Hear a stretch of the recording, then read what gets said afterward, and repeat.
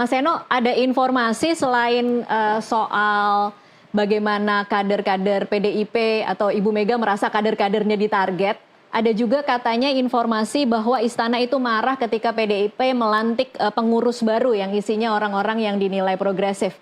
Anda merasakan hal yang sama, Mas Eno? Ya, saya nggak tahu apa yang dirasakan istana ya, Mbak ya.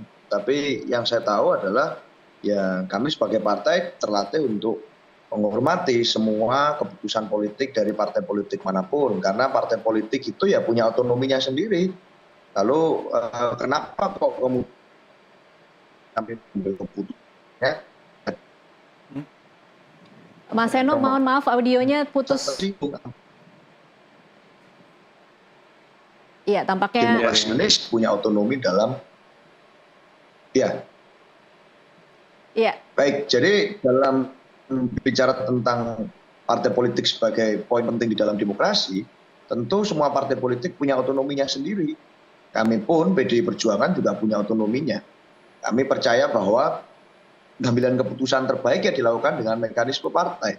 Termasuk saat mengambil keputusan mengembalikan Kongres di masa periode 5 tahunan kembali ke 2025 dan memperpanjang masa pengurus sampai ke 2025 nantinya, termasuk dengan melibatkan struktur-struktur baru di dalam nama-nama yang masuk ke dalam DPP. Termasuk Mas Ganjar, Pak Ahok, nama-nama yang selama ini memang punya memori kolektif dengan publik secara kedekatan.